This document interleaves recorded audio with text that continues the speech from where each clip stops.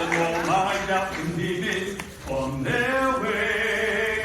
Every endeavor I have made ever is coming into play, is here and now today.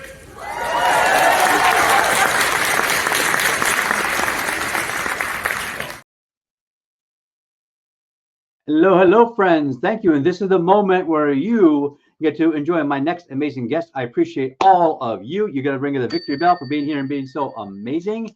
And amazing is exactly how I would describe my next guest. CJ Janzen, the singing speaker, is a keynote speaker who combines story and song together to help their audience learn the skills to become joyfully resilient.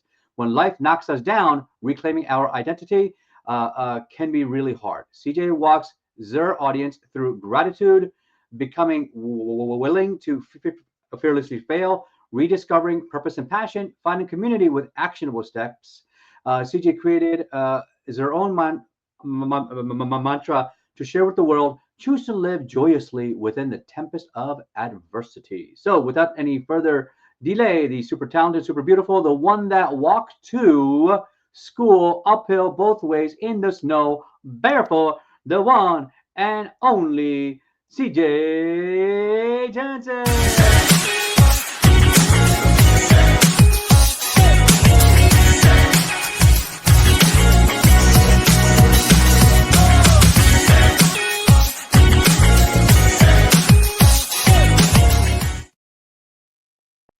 Hello, hello, CJ. Welcome to the show. How are you feeling today? Awesome. Absolutely thrilled to be here. Fantastic. Thank you so much. And for everybody that's watching on the show live, when you're live, you thrive. On the replay, you get to play again. Click the link down below so that you can join StreamYard and leave comments during the live.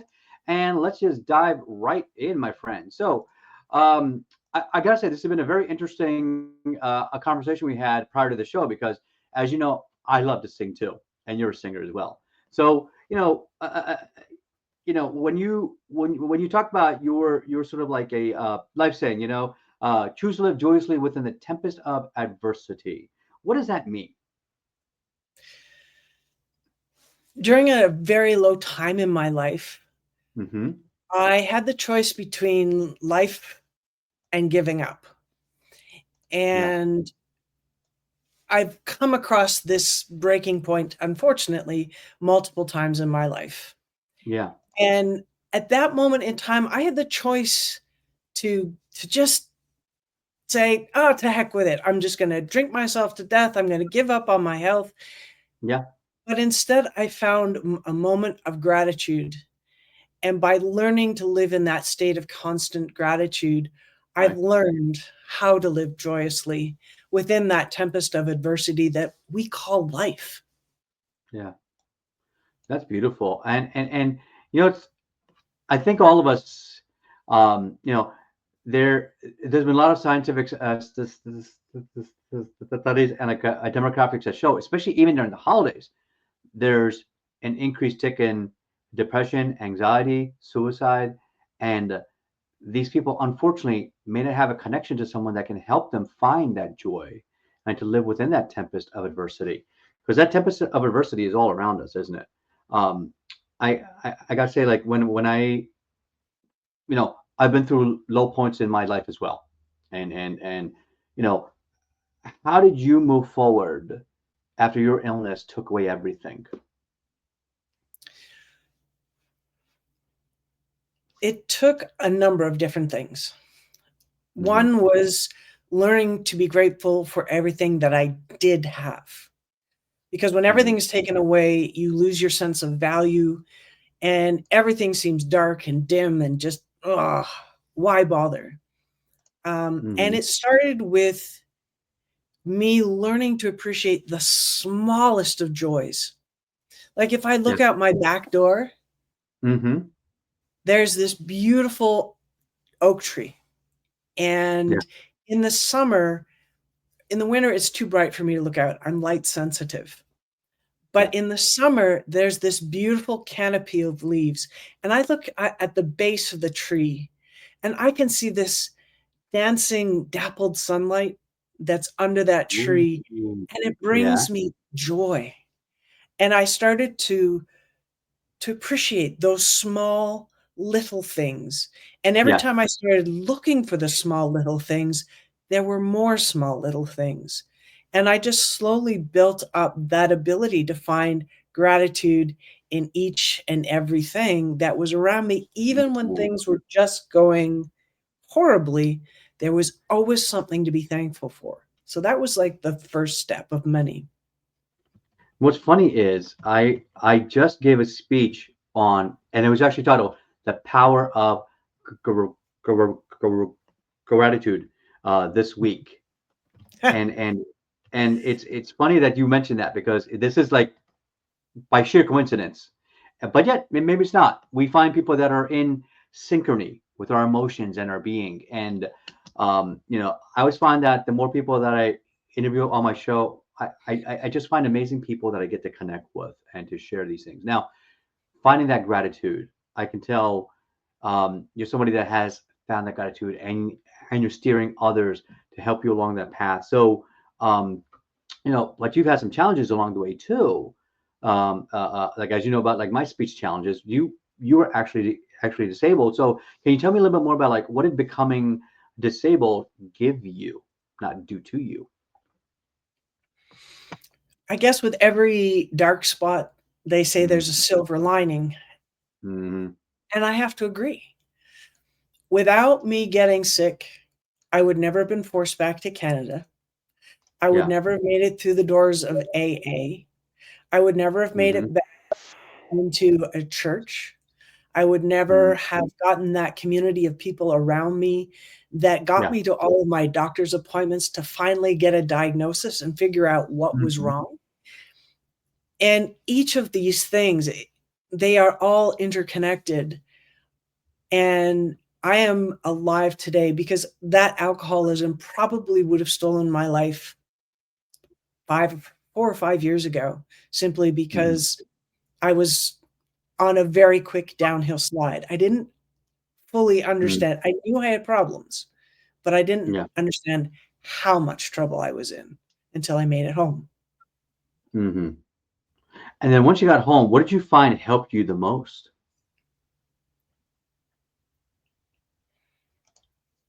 Finding community.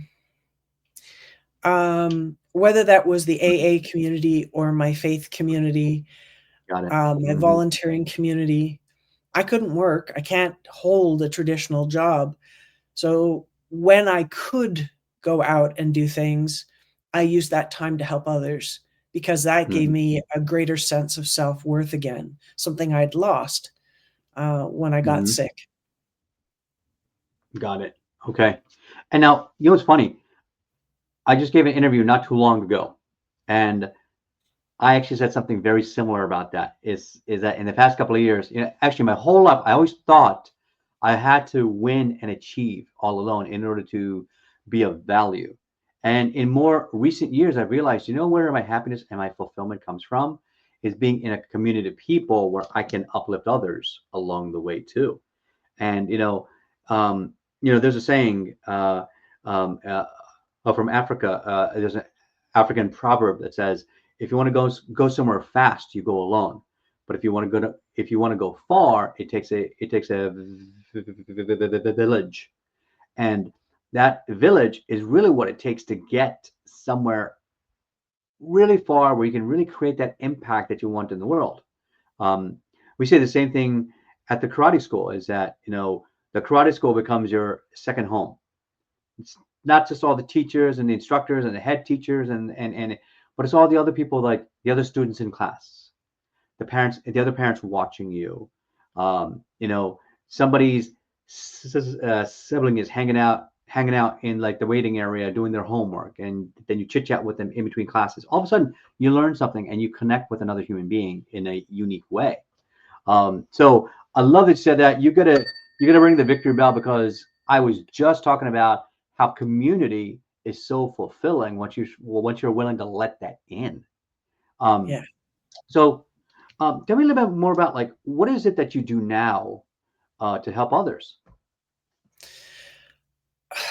This past year has just been nothing but a blessing. I was able to partake in Canada, something called the CIBC Run for the Cure. Now, I'm in a wheelchair. I tried it a few years ago and I walked 1 kilometer, and that took me 8 months to recover. So I knew I couldn't do that again.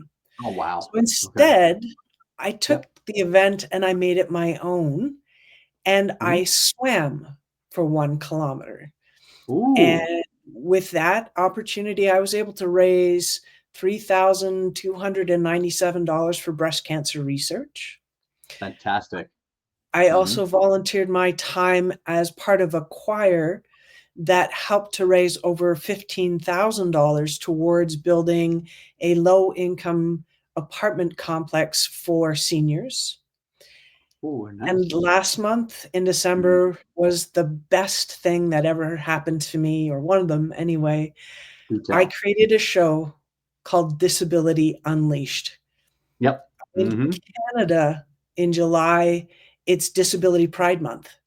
It's the same in the US, but in Canada, it started to exist in 2023. And I went online, typed away disability, nothing. Yeah. There wasn't a single event in my region. And I vowed then and there that I was going to change the disability landscape. I put that information out there, and I was searching for help, trying to get grants and sponsorships. And out of the blue, I get a phone call saying, "Hi, this is Pat the Dog Theater Creations. We have a date, we have a theater, we have a budget. Would you like to put your show on in December?" After I picked my jaw up off the ground, I said, "Yes." Yes. There you go. And so I got to, create, audition, produce, perform, and MC an entire show full of people with disabilities, visible and invisible. And I've started something that I hope will grow into maybe up to 6 performances this year, depending on if I can get some more funding. But I was able to lift and create community. And that was the biggest gift that I've had. And it just felt so rewarding to see these people being elevated and celebrated. I love that. I love that because I go up on stage. I am arguably the world's invisible disabilities expert, and I talk about people's invisible disabilities, the ones you may not even see or find out about until you actually get to know the person. And then later on, you find out what are their challenges. And I like to change the term to be not disabled, but differently abled, because every single person, whether you're blind, you have other skills that you can bring to the table. If you're deaf, there are other skills you bring to the table. If you're in a wheelchair, you might be the best coding programmer in the entire room, right? Because your legs don't matter. So it's us trying to find out what is your superpower. So I just gave a Toastmasters training last Saturday to the officers in our district, and we all did the core program in the beginning. And then the second half of the day, I taught a workshop, and it was a standing room only, where I talked about how to find your inner superhero. Because only when you can find your inner superhero can you start to uplift others and build others. And guess what? I'm going to talk a little bit later about what my challenges were, but let's shift gears a little bit and get to know what I call the softer side of Sears. And first of all, I want to say kudos to you for having such an amazing event and bringing so much goodness and fulfillment to people that are differently abled. And I love how you say like disability unleashed. Woo! I love that powerful term. It's sort of like you have the linchpin. You know the talent is there. You just pull out that linchpin. All of a sudden, the gates start to open, and all that talent floods out. And so, tell me a little bit more about this. This is what I call like this the speed dating round, because I want people to get to know you as a person. And so, tell me a little bit more about where were you born, and like how did you grow up? I grew up in Northern Ontario, unless you're in Northern Ontario, and then I'm from Southern Ontario. I'm right on the border. In a small town of Yeah. 4,000-ish people. Okay. It was challenging. Yeah. I suffered abuse as a child. I Mm. watched my mom die of cancer over 13 years. She died when I was 16. So I was 30 before I was 16. Wow. Yeah. I was thankful to escape my small Yeah. town. And I made it to college where I became a paramedic. I did that for a while, and then it the government cut back on a lot of funding and a lot of jobs went by the wayside. Yeah. And I transitioned into a completely different situation. I started driving an 18-wheeler. And Oh, I drove an 18-wheeler for 10 years, some of which I trained other women over the road training.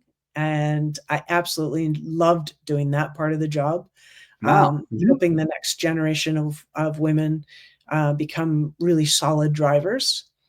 From Fantastic. there, Yeah. I got tired of driving and I went on a holiday in Cuba, and I Yeah. discovered that I have an absolute passion for scuba diving.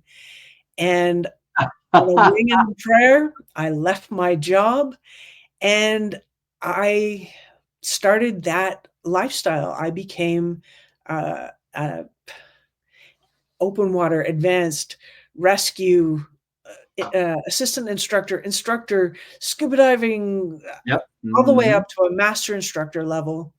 And before I got sick and was forced home to Canada, I Yeah. was a master scuba instructor with 21 different specialities and over 3,000 dives under my belt.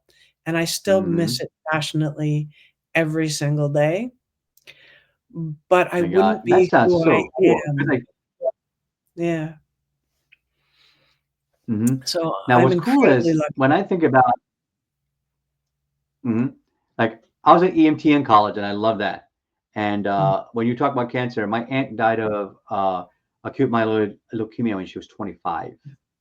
I helped her through that process. I was the oldest cousin on my mom's side, and my uncle, who she was married to, he was the youngest kid on my mom's side of the family. So his wife was even younger. So we were almost similar ages, which was really weird to have someone only several years older than me, uh, in such a short period in 6 months, have this disease that just took over. And even though we brought her brother over from India, we had a bone marrow transplant. It only brought her 6 months. And I think that's part of the reason why I became a cancer scientist for the past 26 years, is to save people like that. That if there was only what we needed to, like back then, there was a 25% survival rate. Now it's up to 75 or even 90% because we have targeted therapies. We know how to treat them. And now we have different things where we can actually train your T cells against a specific type of cancer. And that's one of my long-term goals is I want to make my own biotech company and launch it as a nonprofit and raise money for these like precision medicine type endeavors. Because I think Mm. that there is a huge opportunity out there for people that can really be helped if we stop waiting and we start wondering, will the HMOs cover it? Well, if you find a cure and it makes it less for them to pay, then they'll cover it. So let's start doing that. Yeah.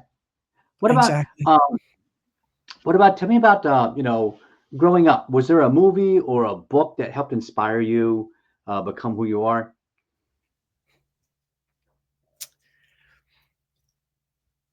I think one of my favorite books, in fact, it was the book that taught me how to read. I'm Uh, dyslexic and oh, ADHD and dyslexic. mhm. Oh, I said that already. Um, that's part of the ADHD. Oh, look, there's a squirrel. Um, Yeah. was a book by Anne McCaffrey called Dragon Drums. Dragon. And that whole Dragons of Pern series. Oh, okay. It was a very small book, but it opened up my even more. It opened up my creativity and my passion for fantasy. And Mm, I have a most vivid imagination and wicked creativity. But I couldn't always put that to great use because I Yeah. struggled with the simplest things when it came to reading. Yeah. Reading was difficult and I didn't like Mhm. doing it. But by finding a genre of books that Mhm. fascinated me, it made me more passionate. And now I'm an avid reader. Yeah. And that opened up a whole new world and allowed my creativity to become even more substantial Oh, and beautiful. Yeah. stronger, a much stronger base. So I'm Mhm. incredibly thankful for to Anne McCaffrey, who taught me, gave me the strength to keep reading. That's beautiful. I remember in fifth grade, I'm also a big sci-fi and like fantasy a person too. So I remember in fifth grade, I read The Time Machine, and Mm, that just really completely opened up my eyes onto what science fiction or science fact could become. And after that, reading The Hobbit, and then getting into The Lord of the Rings. And I remember a couple years later, I got into a lot of the Star Wars novels. There was the whole the Dragonlance series, oh which yeah. were awesome. We used to, a couple of my friends and I, like we used to play Dungeons and Dragons in his basement on Sundays, and I think half the reason why was because he had a ping pong table, so we take breaks from D&D and play ping pong. and but man, I remember all those things. The Terry Brooks, all of the Elfstones of a Shannara series. Oh, one of my favorites. I Yeah. always thought that I was Bulgarian, and I had this hidden power inside me that had not been unleashed yet. And so, but tell me more about um, growing up. Was there a favorite kind of music, or like what's your favorite kind of music now? Growing up, Anne Murray was my favorite singer because Hmm. I have always been an alto. I have a low voice. You may have noticed. Yeah. And so I would love to sing her songs because they were in my range. It was amazing. But Mhm. now, as I've gotten older, I was exposed to folk music and I started writing my own music. Ah. So I have written a number of songs and I absolutely enjoy singing folk music. But as I said, I've been in up to 4 choirs at a time. I'm currently in 2. Um, Yeah, that's me too. I'm only in two right now. Otherwise, it would just take up all my time. exactly. And so I perform some of my music in them. Yeah. We have a Valentine's Day concert coming up. I'll be doing one of my songs there called Ever Valentine, and then singing in a small group plus the choir stuff. I have a concert not this Saturday, next Saturday. So I'm looking forward to all of those things. So I have a wide breadth of likes, from classical to folk to uh, pop music. Hmm. Gotcha. Okay. It takes a lot for me to not like some music. As long as it's got some harmony to it, hey, let's play. It's all good. Yeah. Gotcha. All right. What about this is always a fun question. What is your favorite food? Favorite food? Sometimes it's the simplest things. Hmm. I would say I don't know if you've ever heard of like Macintosh. There are these bars that you Oh, get in Canada, and oh, they have really? like a tartan on them, and it's just plain old toffee or Oh, vanilla ice cream. Because you can always add to vanilla ice cream. You can add yes. whatever you want. Okay, so hold that thought. Hello, Baskin Robbins. Yeah, I know you got 31 flavors, but let's at least send a bucket of your best vanilla bean, right to the green room, and for my Canadian friends, like make sure you send the tartan too. Thanks. So that's my totally real call, um, to get you some food in the green room while we wait. So we're about to shift over to our next segment. So before we go, I just wanted to ask you, what do you want people to recall about you? Be willing to fearlessly fail. No matter what you Yeah. try, no matter what you do, Failure is an option. It's not your preferred one, but think about all that you'll gain: new friends, new passions, new purpose, and you're always moving forward to reaching your dreams. I love that. Thank you so much for that. As I would say, like fail stands for first attempt in learning. So there's always an opportunity to use that failure not as a wall, but as a stepping stone on your road to success. That's all it is. So well, we're going to send you back to the green room and we will bring you back in just a moment. So folks, I want to ask you over here, while we're waiting here, make sure that you help out with our sponsors here. We have upcoming, let me grab these links here for you. We have CJ's website. Make sure you click on that if you want to find out more information about Zer. That's right. It's XYR. That is the newer phrase for them. Or so. Please try to use that. And we have upcoming our projects for this year. The idea. The big idea is the Invisible Disabilities Empowerment Association. This is a nonprofit that I'm starting out this year. So when we get the fundraiser or the GoFundMe or the Kickstarter started for that, we will share that. And it's a way for us to empower the world to show that invisible disabilities need a light shine on them. And this is just purely for my own, to my own horn. My TED Talk is up and live. It is on the official TEDx site. So there's the link. And make sure you grab that. Now, not only that, like, you also know, as a mindset and as a business coach, we help people to empower and to expand their businesses. Here's an example of what we can do for you. When you throw a rock into a lake, what happens? No, there's a splash. You make an impact, and then you get waves. And then you don't know where those waves are going. Those waves are going past around the reeds, and you don't know where that impact is. So all of you out there, when you're on stage, you don't know where your impact is going to end. It's never going to end.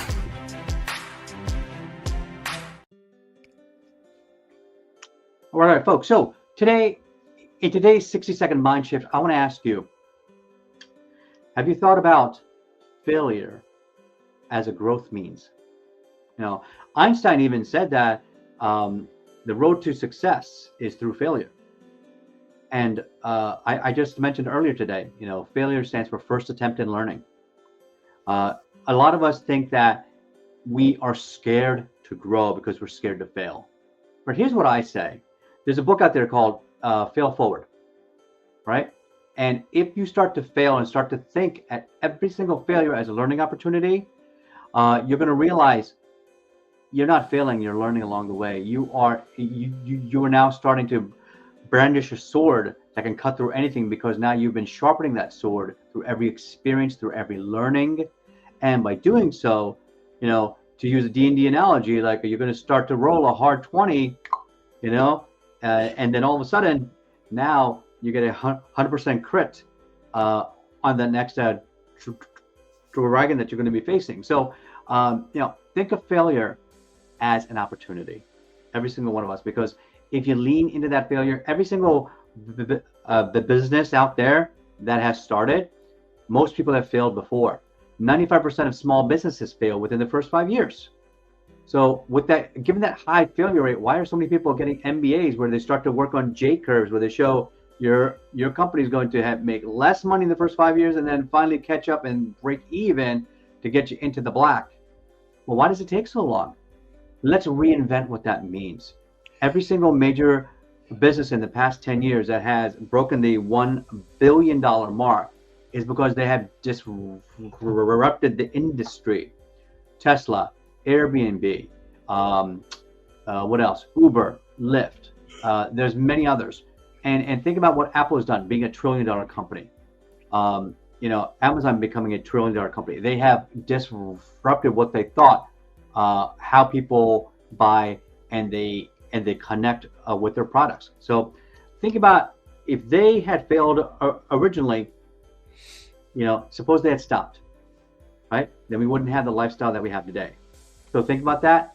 Fail forward, my friends, so that you can win. So let's bring CJ back and find out if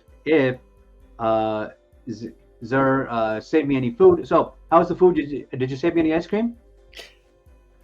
Sorry, no.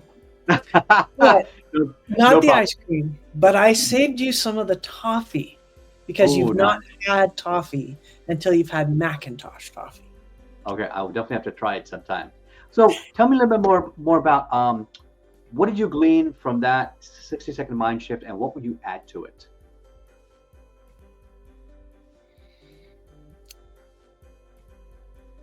I have failed more times than I have succeeded, Mm-hmm. and yet I am successful.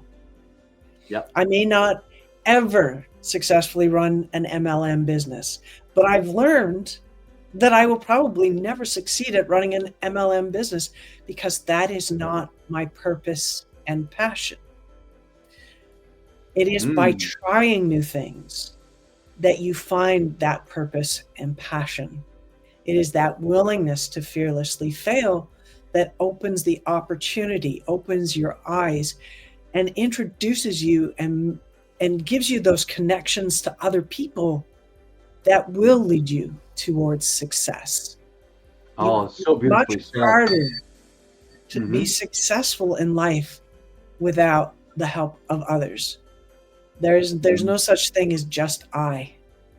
It's Yeah. always a we. Yeah. You may be the face of a business, but you got there with the help and the hands and the love of other people. And that's what's important. Absolutely. So, folks, we're at the end of our time here. Make sure you click on CJ's link down below so that you can find out more information. And CJ, before we head off here, just want to ask you one last question. If someone gave you a blank check with unlimited resources, how would you? What's your vision? What's your grand vision to change the world? I would like to create a 2-day festival every year Mm-hmm. that supports, pays properly disabled performers, actors, speakers, artists, authors, people who create crafts, create a symposium to have people come in, government officials come in and learn about disability, what it feels like, introduce them into a room that's completely dark and make them make a sandwich, have them walk into a room being bombarded with sounds and lights and ask them to write a test, have Mm-hmm. people sit there and we'll be mouthing a conversation, not actually talking, and having them try to figure out how we're living and what we're Yeah. doing. What are we talking about? And just making people aware, creating awareness to elevate, celebrate, and educate the world about what it's like to be disabled. Put barriers Beautiful. in a wheelchair, Mm-hmm. have them navigate a small area full of typical stumbling blocks that affect people in wheelchairs. Mm-hmm. We don't know what other people are going through until you walk a mile in their shoe. And that especially Yeah. goes for people with disability. Got it. I love it. Thank you so much, CJ. You've been an amazing guest. For those who are on the live, you thrive, and on the replay, you get to play again. Make sure you give us some likes and some hearts so that we know that you got some value. And please leave some comments down below. What is the big takeaway that you received from the show today? So thanks, everybody. And as always, this is Coach Raja. Believe it and become it. And we see everybody on the next show. Bye-bye.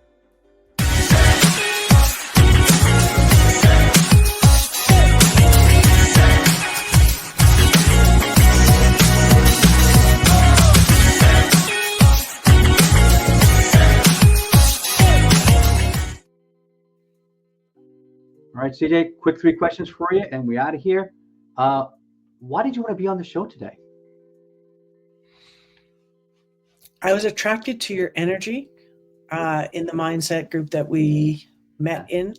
Mm-hmm. We made good music together. That's right. La la la la. Yeah.